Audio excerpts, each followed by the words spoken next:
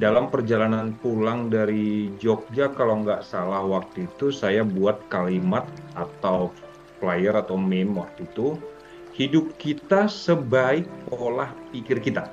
Maksudnya bagaimana kita berpikir, bagaimana pikiran kita ini, bagaimana apa aja yang kita pikirkan, itulah hidup kita. Itu nggak bisa ditawar. Itu sudah hukum semesta, itu sudah hukum yang Tuhan buat, mau apapun agama kita. Mau seluar biasa apapun ritual ibadah kita, kita jalankan, pikiran kita.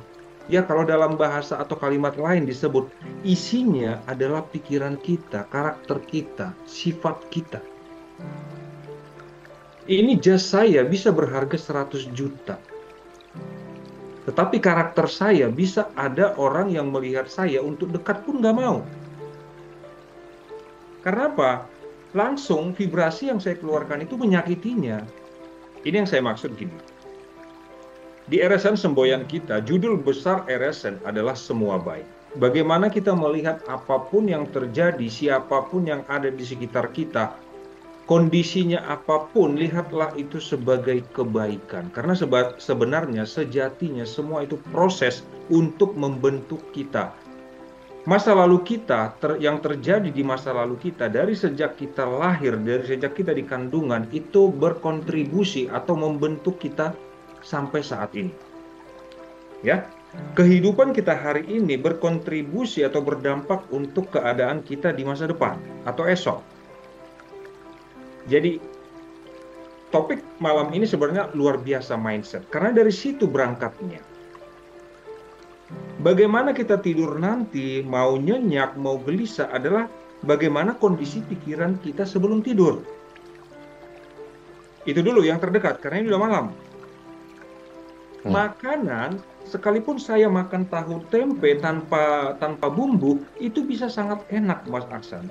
Ketika saya mengolah, jadi gini, pikiran kita segalanya. Makanya di RSN itu kan semua baik, lalu di bawahnya apa? Mungkin subjudulnya atau babnya, jaga pikiran. Kita adalah pikiran kita. Siapapun kita. Apa yang disampaikan Teh Mira tadi sangat betul. Apa? Rubah, perbaiki, benahi.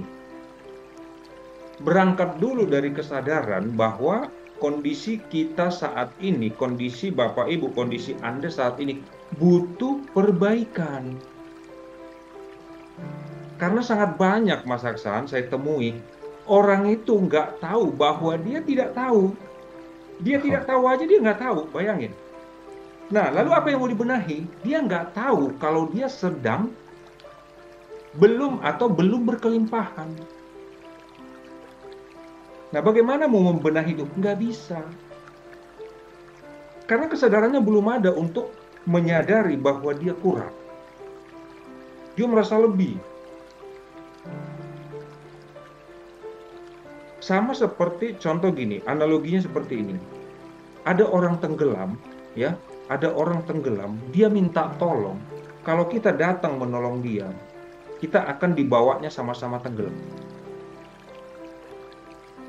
Tetapi saat dia sudah dalam tanda kutip, ya udah nggak punya daya, itu baru enak menolongnya. Di RSN pun seperti itu. Makanya ada istilah, kosongkan dulu cangkirmu.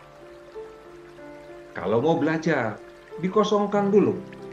Dulu pernah kita bahas dengan istilah zero mind atau istilahnya pasrah dulu, berserah dulu. Kalau enggak, saya sering menghadapi begini, Mas.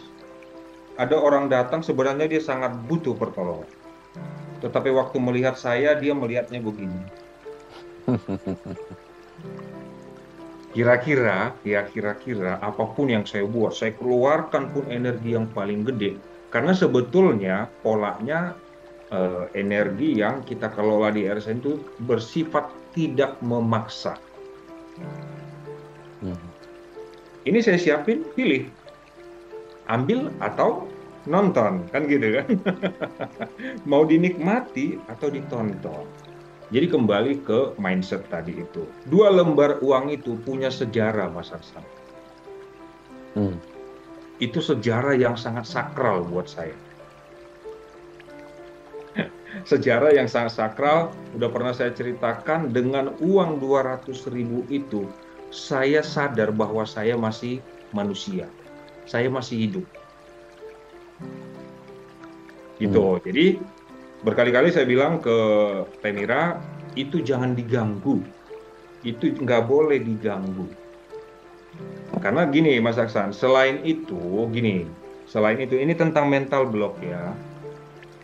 Mas Aksan saya nggak tahu, ini panjang jadinya ya. Mas Aksan, Tenira saya nggak tahu, kalian pernah tinggal di masa kecil, pernah tinggal di rumah yang lantainya langsung dengan bumi, tanah maksudnya.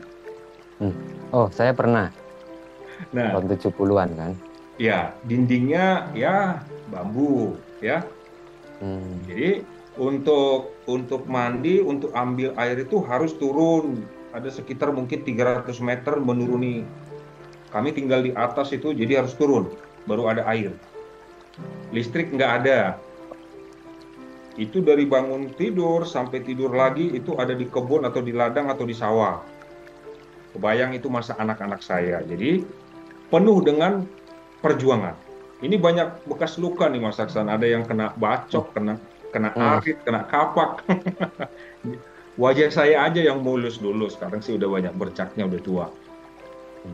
Jadi saya berangkat dari sana, maksudnya gini, saya dalam pembelajaran ini sudah menghabiskan ya sekitar 50 juta, itu yang saya setor loh.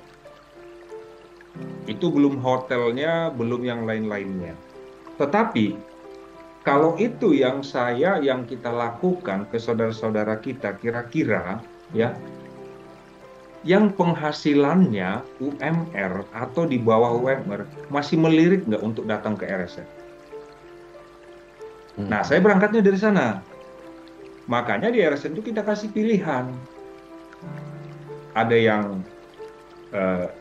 ya ringan, ada yang ya agak-agak gimana gitu. Jadi pilihan ada pada member itu sesuai. Di situ kan udah langsung kita jabarkan. Dengan memilih kelas ini yang didapat ini, memilih kelas ini yang didapat ini.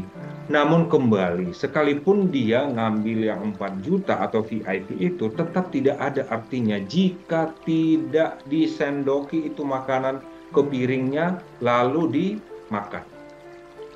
Makanan itu akan tetap ada di meja selama tidak dinikmati.